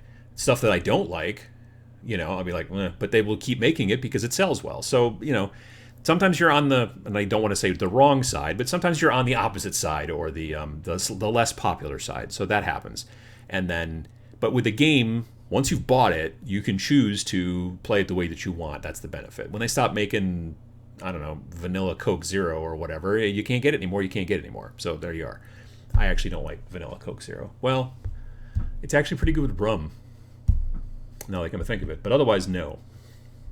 See, Jez here says vanilla Minecraft is so damn boring. See, I think it's great because it's pretty standard, and I like that, but there's so much stuff to go on. But it's, we can both play the way we want to, and that's what's interesting about, mods in video games and in tabletop games. Like, if there's only one version of this game and this is the only version, okay, well, there you go. But if they start to make some add-ons that are not like requirements for the game, and that's the difference kind of between 40K and Kill Team. Is that Kill Team has got this modularity where you don't have to play elites, you don't have to play commanders, but when a new book comes out for 40K, in many places that can be a requirement. Like admittedly, you have the Kill Team Annual, so you do need that generally if you're going to be playing a little bit competitively. But even if you're not, you can still use the old points if you and your friends are all cool with it. Like, I still, from time to time, play Star Wars X-Wing with a friend of mine, and we still play the old 1.0 rules. Don't tell the police. But we still play we don't play 2.0 because we just don't want to. So we just play against each other, and it's fine. We can do that. A friend of mine and I made homebrew rules for the factions that weren't in Shadow Armageddon. Nice. Back when that was a thing. He made Sisters and Inquisition, and I made Demons. Modding can be fun. Yeah, if you want to, absolutely. Definitely. I've lost my motivation to play 40K recently because one of my friends does nothing but play super meta competitive armies last time. So he's one of those. He's that guy. Last game it was a critical roll and he allocated the wounds to the wrong. Yeah, that's problematic. Vanilla Coke is great with Sailor Jerry Rum, says Roan. I could see that, definitely. Why is there another Batman movie and not a decent 40K film? Because Batman sells, gets butts in seats. So they're going to just keep making them until that is no longer the case. I like reskinning games. Take a rule set and then do different theme art, etc. That's cool.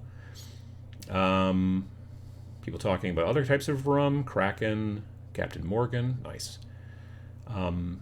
You keep your Minecraft and I'll keep my SimCity. That's cool.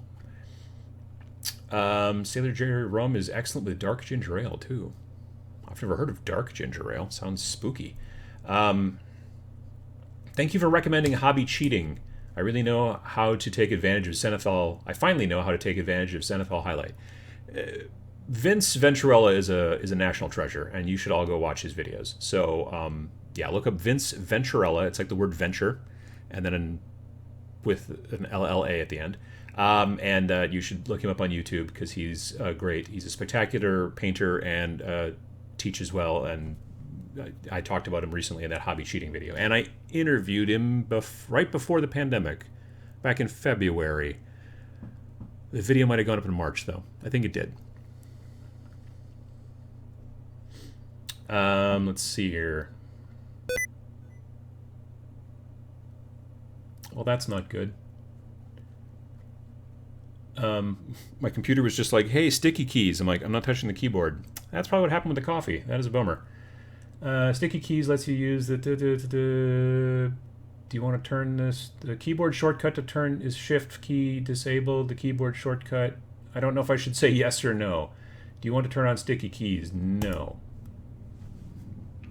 Well, like I said, might have goofed up the keyboard, which is a bummer, because I like this keyboard. The whole of DC fandom was looking super good. Yeah, I heard about that yesterday. That was kind of interesting.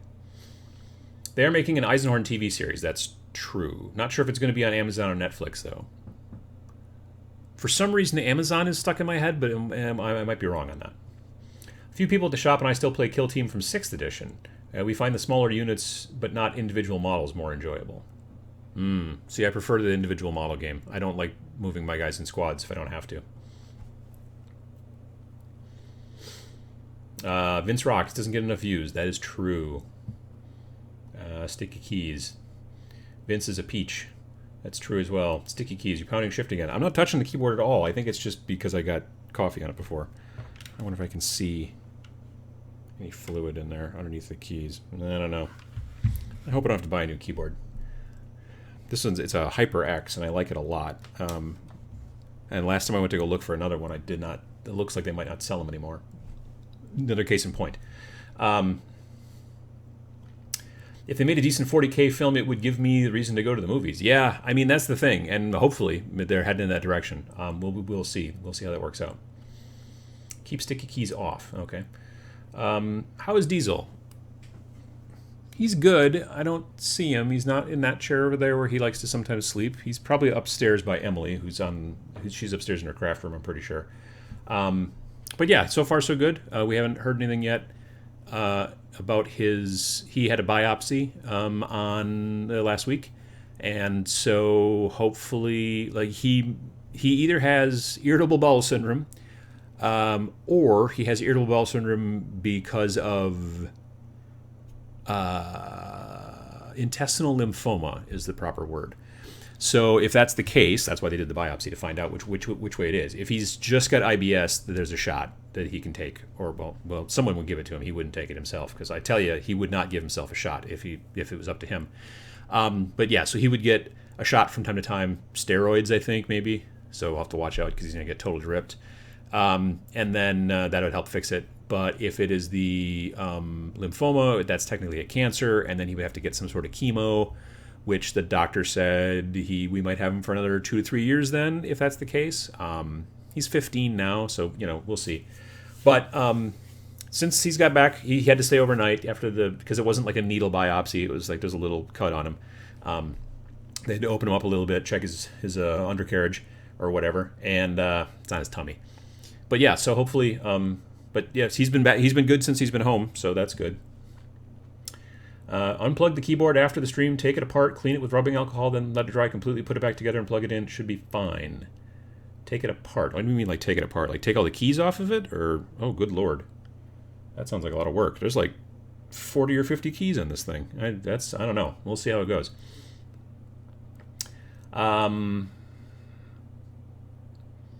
Let's see here. GW is still exploring release methods for all their animations. Wouldn't be surprised to see a subservice from them once their library is built up a bit. Yeah, it could be. Yeah, it's potential. I wish Diesel good luck. Well, thank you. I appreciate it. I hear you can fix anything with duct tape. Would be worth a shot on the keyboard. Well, it might work. Write it up. Diesel sounds scary. He would be doing a lot more drumming on the recycle bin. I'll tell you that right now. Morning, Uncle Adam. I want to try another Osprey game. Anything you can suggest? Frostgrave, Rogue Stars, etc. How about Zona Alpha? Because it's right here within my arm's reach. This is not an ad, but it's a fun little skirmish game that is kind of modern, which is to say it's not sci-fi and it's not fantasy. It's like guys walking around with AK-47s and stuff like that. But there are actually some rules in there for some slight, like, near future, so like railguns and other things that we sort of have, but not really man-portable particularly. Anyway, yeah, it's kind of it's a skirmish game. It's got an interesting rule set, and it is designed to be played kind of. It's the storyline is a little bit along the lines of like if you've ever played the Stalker video game. There's a Russian movie that the video game I think was based off of, which was actually based off of a Russian book called Roadside Picnic, which I'm looking forward to listening to. I got it on Audible. The concept is basically aliens came by, landed on Earth, kind of in North America somewhere, at least in the book, and then did some alien stuff, whatever, and then left. And then there's stuff left behind, weird anomalies, things we don't understand. And the name Roadside Picnic is that, I guess at some point in the novel someone makes the analogy, it would be as if we pull over as humans to have a roadside picnic, and then we leave stuff behind. And the ants on that roadside discover the stuff that we leave behind, and they don't understand what it is, and they can't even begin to understand it. But they find a half a can of Coke, and the Coke has got sugar in it, and so the ants are like, this is the best stuff ever, it's awesome. Then they also find like a wet wipe, and the ants are like, oh, this is very interesting. And they start walking around on the wet wipe, and they die because the alcohol dries out the moisture in their exoskeletons, and they croak. And they didn't know this. It's kind of the same thing with the game like this, where this is taking place in Eastern Europe, and there's this exclusion zone. Aliens were here, they left, didn't talk to us really, and then the government pretty much puts a cordon around it, and then there are treasure hunters who are going in there to try to find cool alien stuff or possibly die, and these things happen. So it's interesting. Remove the keys. How am I going to put them back together in the same order? I'll put them back together alphabetically, and that will be really hard to type. I'll have to figure it out. I'll watch a video about it. Wishing Diesel the best of luck. Well, thank you. Let's see here. Good morning, Uncle Adam and Minions. Can anyone recommend pouring resins for casting rippers? I've not done any resin pouring, so no. Take a picture to remember where the keys go. That seems like a good idea. Yeah, that would be bad if I didn't. It's not a lot of work if you wish to save a favorite keyboard that you might not be able to replace. That's a good point. I had a kitty with a similar diagnosis. We put him on steroids, and then soon after he had a stroke and had to be put down. Best wishes for Diesel. Well, that's no fun. I hope that doesn't happen to him either. Opinions on Star Wars Legion. I have a 800-point Empire Legion painted. I have more stuff for that army to build and paint, and then I'm going to eventually work on a Rebel army, I think. But that might be a little bit further down the road because a good friend of mine is working on a Rebel army, so we'll be able to play each other, and it'll be fun. What miniatures can you use for Zona Alpha? Pretty much any miniatures that you want. It can be designed to be played with 28mm scale and 15mm scale. If you want to go 15mm scale, they tell you in the book, then just turn all of the inches into centimeters. So if they say this gun has got a 24-inch range, well, it's got 24-centimeter range, that kind of stuff. But generally you're looking for models. It's one of those miniatures agnostic style games where you can use whatever kind of models you want. But generally you're looking for something that looks probably a little bit like Space Marines and Eldar would not work. You could technically just, if you want to proxy them and go, look, these are, but you're looking for like military style models, again, modern military. What are the factions? There's military, there's scientists, there's, where is it? Nope. No. Where's that page that shows the different factions?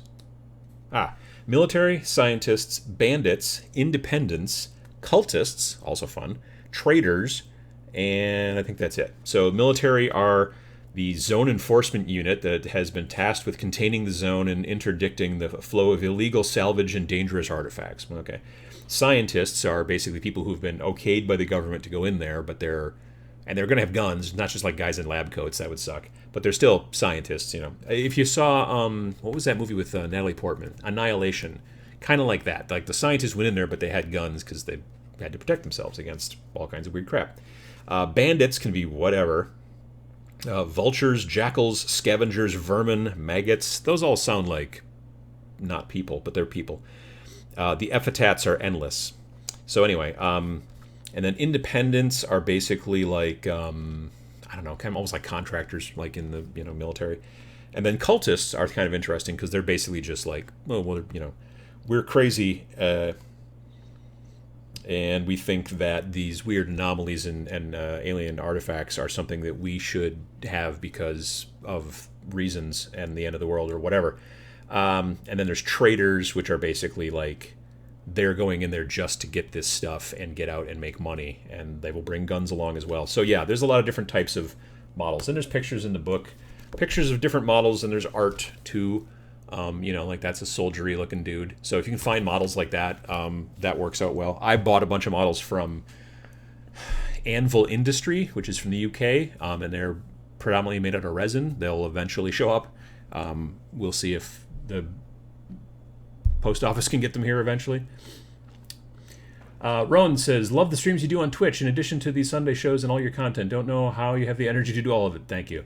Right now it's not that hard. Well, I'm not saying it's not hard. It's easier currently because I'm not going anywhere. I'm not traveling to shows. I'm not going to trade shows and stuff like that. I'm barely leaving the house. Once in a while I go to the grocery store or the drugstore. That's about it. So there's that. Yeah. Take a photo of the keyboard before you take it apart. Yeah, that's a good idea. Take a picture before taking the key. Yeah, I got that. Was dreading painting my Star Wars Legion Stormtroopers. Currently working on them for your contrast paint method, and it's going to be great. So thanks for that. Yeah, I think it's a fast process, and I think that they've worked out nice that way. I like them. You can wash keyboards with soap and water, but make doubly sure it's fully dry before you plug it back in. I suppose so, yeah. Not sure about casting resin. I did my first resin water effects using Poundland epoxy resin yesterday, following a Luke's APS tutorial. Looks awesome and was super cheap. Huh, that's kind of cool. 15 millimeters, ugh. It's not for me either, but there are people out there who dig it. So, it's nice that they are like, look, if you want to play this with 15 millimeter, just change the measurements. But I don't want to paint dudes who are like this big, generally. It's a lot. It's hard. What's the activation mechanic like in Zona Alpha? Basically, I think at the beginning of each turn, you roll off, and then you go one model at a time. I'm pretty sure that's what it is. No, that's combat results, melee combat, movement, different actions, initiative, and alternating action. At the start of every turn, players will roll a d10 to determine the turn's initiative. The initiative die roll result is modified, penalized, by the number of players that are currently pinned. So if you've got 3 models that are pinned, then you're going to have minus to your roll. So that's a thing. But you basically roll at the beginning of each turn, and then you get to choose, as the person who won the roll, do I want to go first or do I want to make them go first? And then after that, it's alternating back and forth. So, are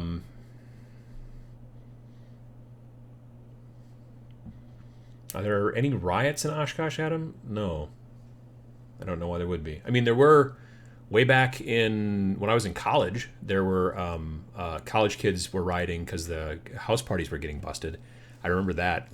That was 1990, 1991 maybe.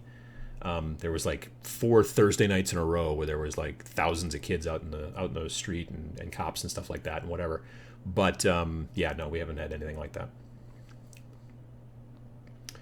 I've got a question about FLGS walk-in games. Just curious about the general age ranges. I'm generally not at the younger end. I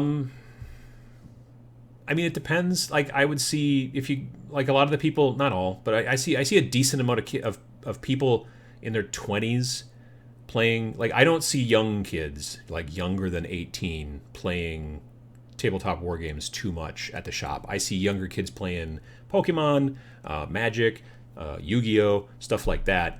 But as far as once you start getting into playing miniatures, I don't see people under 20 usually playing too much at my local shop, at least. Your mileage may vary, but most people I see at local shops that I've been in, if they're playing miniatures, miniatures is rarely ever a young kid's game because they don't frequently have the disposable income. Their parents may, and that's fine, but yeah, I do generally see people over the age of 20, 25, etc. as the people who are playing at the local shops. So at least around in my area. Your mileage may vary.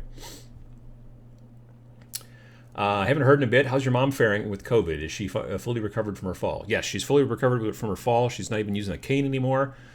She's doing okay. I mean, she's been watching a lot of YouTube and learning a new hobby, which is called art journaling or something. I don't know. She's been buying acrylic paints online, but craft paints, and stuff like that, not the stuff that we use. But yeah, otherwise she's been okay. She and some of her friends have been trying to get together socially distancing outside. They'll go to someone's house and they'll all bring lawn chairs and sit out in the driveway and stay more than 6 feet apart from each other, and everybody brings their own sub sandwich from wherever that they picked up on the way, and then try to have conversations. But the thing is that because they're all in their 70s, they can barely hear, and then they're outside, and then they can't hear each other, and it's kind of a problem. But they're making the effort, so that's a benefit. Sticky keys activates when you hit shift 5 times quickly. Well, I might have spilled directly onto the shift. So far so good. We'll see. I'll keep an eye on it, but thank you for the advice. I just got into 40K and your painting tips videos are great. Well, thank you, Legos Crow. I appreciate it. If GW printed the size on the bottom of the bases, I might be able to keep them straight. Yeah, I just saw something about that. What do you call those? When you sign a thing, a signature. I can't think of the word off the top of my head. Anyway, someone recently, I saw some sort of campaign recently. They're like, we're trying to tell GW that they have to start putting the sizes on. I don't know why they wouldn't. There's a lot of other weird numbers and text going on the underside of those bases, and it would be super helpful if they would just say this is 28 millimeter. I mean, they don't even have to say this is. They could just say 28 millimeter, 25 millimeter, 32 millimeter, 40, whatever. That would be helpful. I mean, I have a ruler. I guess that's the answer to that, but it's sometimes a pain in the butt. The thing that really come back and bit me in the butt was the Corvus Cabal box for Warcry. There were both 25s and 28s in there, and I didn't know that 28s were a thing now. And so I put some guys on the wrong bases and then looked real closely at the instructions and then went, oh, and so now I had to kind of take them off the bases because they were on the wrong ones. Petition, I guess, is the right word. That's true. Thank you. I feel like I spent more on Magic and other CCGs than I do on miniatures, even with as many miniatures games and stuff I've bought over the years. I mean, I think that they kind of can go either way. I mean, I think the people that are really into board games have, in many situations, dozens, if not hundreds of board games. Like, if you're really into board games, like many of us are really into miniatures games, I think you kind of end up spending roughly the same amount. I think that, honestly, the one that's probably cheapest, if you're trying to get interested in getting into one of the main 4 tabletop games, which game genres, board games, miniatures games, collectible card games, and RPGs, I think RPGs are actually the cheapest. And the reason I say that is they can be the cheapest, is because there's this magazine / website called ICV2. So it's the letter I, letter C, V, 2. So there was this old newsletter called Internal Correspondence, and then they've now made a new version of it. So it's Internal Correspondence version 2, ICV2. But they're well known. It's a website where you see all kinds of news releases about new products coming out, both in gaming, but also comics and all kinds of stuff like that. Nerd stuff, frankly. And they do these infographics and these kind of deep dives into the sales numbers and stuff like that every year. And they did one recently that came out for 2019 for tabletop games, and it showed of they actually split it into 5 genres, which is weird because they take board games, collectible card games, but then they take card and dice games that are not collectible and keep those separate. And then they make miniatures, but then they do seem to work. I think they have the difference between collectible miniature games like HeroClix and then non-collectible miniature games like everything else. Those they put into one category. So that's a little weird. They go by 5 categories instead of 4, but whatever. The bottom category was RPGs, which I think is interesting because RPGs are very, very popular. But very frequently you buy a book or maybe a couple of books and you're kind of done. Because I don't know if they were taking dice into, like the products themselves made by the RPG companies are predominantly books. So there's that. But yeah, you may spend a bunch on dice. You might spend some on terrain and things like that. But a lot of those things seem to go to another category. Where was I going with this? I don't remember. Oh, yeah. So I think that if you get into any one of these tabletop hobbies, they generally all kind of cost roughly the same if you get into roughly the same level. Except for RPGs, you can get away cheaper because you generally need like Player's Handbook, Monster Manual, stuff like that. If you get into 12 different RPGs, well, then it gets very expensive again. But I think that overall, it was really interesting to see, like, the overall entire 2019 overall gross for the entire industry was like 1 point something billion. So quite low in comparison to, like, video games and stuff like that. Like, there are video games out there that by themselves make $1 billion a year. GTA 5, FIFA, stuff like that. So, yeah, our entire industry is about the size, it's a little bit smaller probably than FIFA. And I don't mean the actual soccer thing. I mean the FIFA video game from EA. So, yeah, that's interesting, I think. But, like, that, I think it was in 2019, they said that the RPGs made, like, $81 million, which is not that much, especially for how popular, like, D&D is now these days. Look at, like, Critical Role and all that kind of crazy stuff. But I think it's just because, yeah, you basically buy some books and you use paper and pencil and some dice, and that's pretty much the entire show. You may go out and buy fancy schmancy Dwarven Forge pre-painted, terrain that's all modular to do all that stuff. But I think that it's probably the cheaper of the 4 main genres. So that's a long answer. What if you have both miniatures and board games? Well, you're going to need a lot more space, that's for sure. If the coffee had sugar in it, the keyboard is toast. Had some Splenda, a little bit. That's about it. Not sugar, though. Let's see here. And I didn't spill that much. It was just a little bit. Kind of. Luke's APS had a recipe that was Pledge Floor Cleaner. That's hard to say. And pigment, I think. I think you're talking about washes? It could be. Why does Citadel not switch to dropper bottles for paint? Are they just being stubborn, or is it their strategy for people to have to rebuy paint? I don't know. That's a good question. I mean, it could be a little bit of column A, a little bit of column B. Like, I gotta be honest, I prefer the bottles or the pots that they make for washes and for contrast. If those were in dropper bottles, I would be sad. Like, I want to just dip into those and then go to town with my brush. Everything else that they make, I think, should be in dropper bottles. I mean, especially the paints that they make for airbrushing, those should be in dropper bottles. It seems silly that they're not. I agree. But I own washes from other companies like Army Painter, Secret Weapon washes, transparent paints from Pro Acryl from Monument. When I want to use those, I either have to put them onto my wet palette, which I don't generally want to do, or I had to go out and I went on Amazon and bought like a big, huge bag of 1,000 of these tiny little plastic cups that the tattoo artists use to dip their needles in to like tattoo the thing on your whatever. And that's just sort of a pain. Like, I just, for washes and contrast paint specifically, I'd rather just dip into the pot. But for all the other paints, it would be nice to have them in a dropper bottle, I'm not going to lie. I don't know if RPGs and wargames are really comparable. The amount of production you have to buy is hugely different. Oh, absolutely. No, absolutely they are. And that's why I think the sales, reflect that. I like to hop around between hobbies. A lot of folks do, honestly.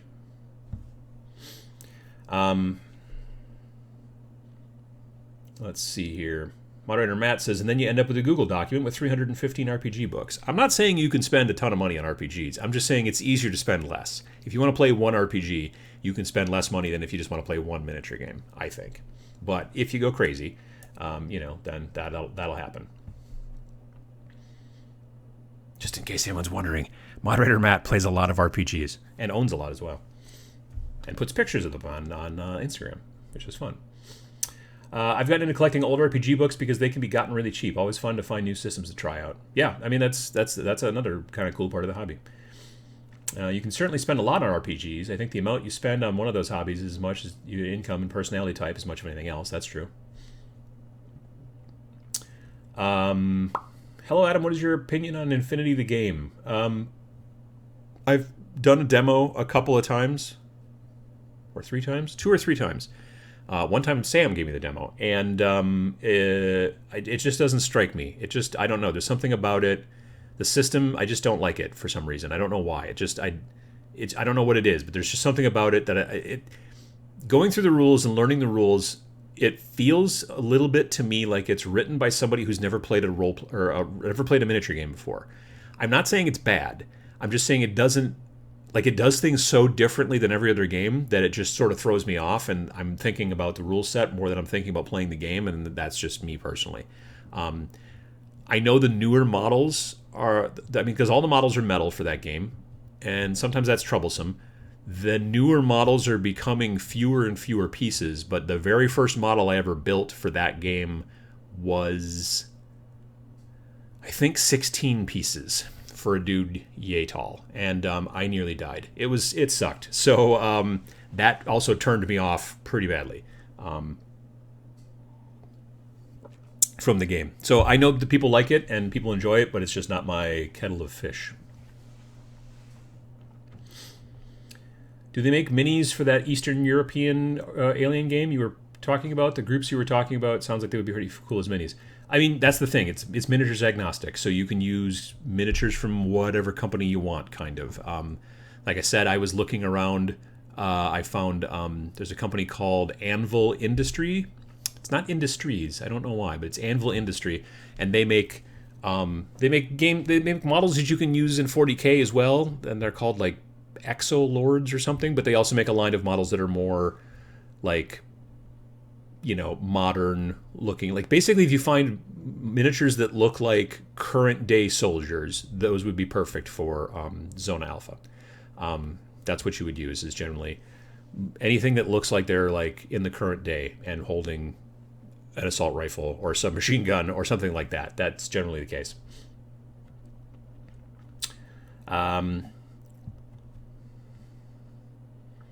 With the popularity of infantry skirmish games, do you think we will see ground vehicle skirmish games? Well, I mean, Tanks and Tanks the Modern Age from the folks that make Flames of War, that's basically ground vehicle skirmish, sorta. I mean, technically X-Wing is ground vehicle skirmish. It's just they're technically in space, but it's two-dimensional space, so it's not really space. So yeah, there are games out there that are kind of like that already. The Tanks one is probably the best option. Like they made Tanks, which is World War II based, and then they made Tanks the Modern Age, which I think is way cooler, and that's why they've discontinued it. So it's kind of the same thing I was talking about before. But you can still get regular World War II Tanks version of that game. And it's a little bit like X-Wing. It's not like you don't have the wheels where you're picking but you do have like little cardboard things, and you're like, this tank is going to go from here to here, that kind of thing. And you play it on a smaller board. It's, I don't know, it's not 2 foot by 2 foot, I don't think. But it's if you want to just build and have some tanks without going full blown Flames of War, I would look up. It's just called Tanks. I think exclamation point potentially, although that exclamation point might be just in my head. Let's see here. New to the hobby, painting some Space Marines, but my brush spreads too much to get fine details. Brush recommendations. I generally use synthetic brushes that are pretty cheap, and the reason is because eventually over time, the best thing for keeping a brush so that it keeps a decent point is don't dip the brush too deeply into the paint. So if this is the brush, here are the bristles, and this is the metal part, the ferrule as it's called. When you dip your brush, don't try to ever dip too much further than about halfway or even higher on the brush. That's just the best plan. The more paint you get towards the metal part, it's harder to clean it out of here. And if there's more paint in this part, it causes the rest of this to all do this, because it can't, like if you can't close something together at the start here, like if I put my fist here, it's harder to get my fingers together, right? But if I take my fist out of there, I can do this easier. It's the same type of thing. So if you've had that brush for a while and you keep getting paint impacted up inside right close to the edge of the ferrule, it will make it so the brush will never properly close, which is how you get your fine tip. So see if you can't try to clean that out a little bit. Also, never take your brush and mash it down into the bottom of your water cup. That will also cause your brush, your bristles to do this. The water cup I use has little ridges in the bottom, because I use one of those GW ones that they make, and it has little ridges at the bottom, which is really nice. So I just try to brush it so that the bristles are banging across the ridges. The bristles are banging across the ridges. That's hard to say. And you do that, and that helps to get the paint out. A normal flat cup on the bottom doesn't have that. There's a company called Game Envy that makes a little suction cup doohickey you can put at the bottom of a regular cup that has little rubber nipples, for lack of a better term, that you can use that'll also help clean out your brush like that too. Game Envy, like envious. And so look into something like that maybe as well. But otherwise, like brush, there's no right brush. There's no right brush manufacturer. There are people who do good stuff. There are people who do meh. I honestly use brushes that I get 5 of them for $6. They're cheap synthetics, but if you take care of them well, I've found that they work pretty well for me.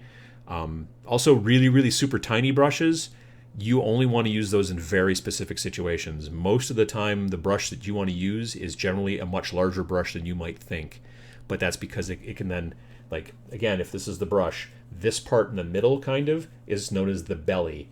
So even though you're only dipping the front part of the brush into the paint, it's still soaking a little ways in here, and then that's the reservoir. So while you're painting, you're not having to constantly go back to the pot or to the wet palette.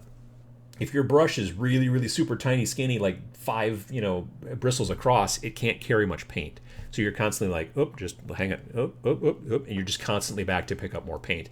So a bigger brush with a much finer tip is going to work for you better than a really super tiny brush in a lot of situations. If you're painting tiny little eyes, or teeth, like on these rat dudes, well, not these rat dudes because you can't see this guy's eye, but some of them did have very tiny little eyes, and I got in there with a really super tiny brush and just went boink and just made it white. And then later on went back in it and hit it with a red contrast, so then they looked red. So there's that. But yeah, generally bigger brushes than you might think are actually generally useful. I like synthetics. Once you start getting real fancy, you can go into natural hair brushes. You have to take a little bit better care of them, that kind of stuff. So.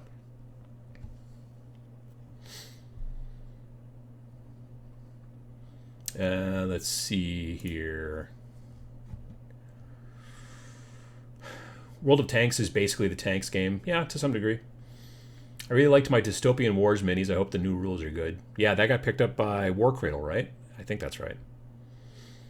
I've been wanting a game to play with my dad and have been thinking about Blood Bowl. He never really plays any board games, so most things seem quite complicated. Do you have any ideas or feedback? If you can, maybe look at Blitz Bowl instead of Blood Bowl. It's also made by Games Workshop. Unfortunately, they only sell it through Barnes & Noble, which I'll never understand. I just won't. Do they also sell it maybe through Target now? I think it's still maybe just through Barnes & Noble. I don't know. But I would look into Blitz Bowl. It uses a lot of the same models as Blood Bowl, only fewer of them. And it's still kind of a sportsy sort of game, but it's not so I'm slogging down to the end zone and then next turn you're trying to slog down to the end zone. It's a little bit more frenetic and it's a little bit more fun and kind of fast paced. So I would look into that potentially. I usually like synthetic. Using brush soap prior to bed/ending painting helps the tips a lot. Yeah, that's very true too. No paint in the ferrule. Yeah, you don't want that. That's a bad place to have it. Midwinter Minis released a video earlier today about restoring synthetic brushes. Oh, well, good. That's good to hear. Let's see here. Nothing is worse than getting paint in your ferret. Yeah, they hate that stuff.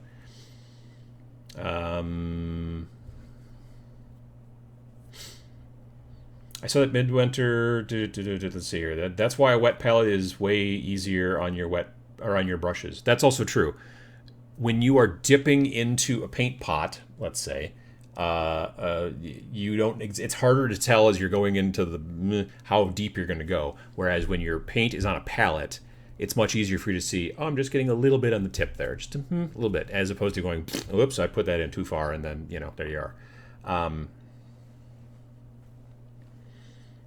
So there's that. Let's see. Just finished my... Oh, there's a button. Why can't I see that? Just finished my Covenant army during quarantine. Nice. If Space Marines are getting 2 wounds, do you think they'll give them 2 wounds in the next update to Kill Team? Yeah, I don't know. That's a good question. I kind of hope not, frankly. I don't know, but we'll see, I guess. Why are we melting ferrets? Yeah, let's not do that.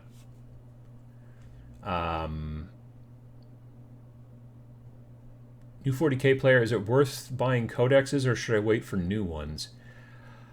I mean, we've just started a new edition. If you were thinking about playing Space Marines, I would wait till October because that's when the new codex will come out. If you were thinking about playing Necrons, I'd wait till October because that's when that new codex is coming out. Beyond that, we don't know what's coming afterwards. So there's a lot of options. Number one, how much actual playing are you going to get in right now because COVID, giant friggin' pandemic. So that's number one thing to think about. If you're interested in an army, we were talking about this earlier, start with troops. Start buying some troops, building troops. Just get yourself some troops. It's hard. I don't know. We don't know beyond the next 2 codexes, which will be coming out in October, how soon they'll be coming out with other ones after that and stuff like that. So it's kind of difficult to figure that out. Yeah.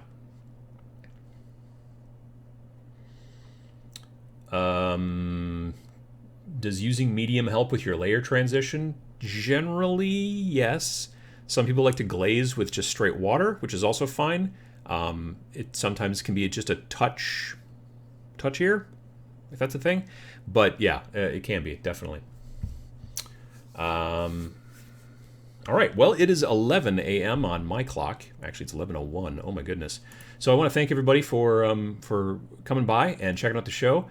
And I hope that you folks are going to be doing some more hobbying and getting some more things done. Like this whole pandemic thing, it's giving us a chance to be able to, as we come out the other end of it eventually, whenever that might be, to have a bunch of painted stuff ready to go, ready to play, put on the tabletop. So that's, I think, going to be cool, or at least that something good that can come out of it.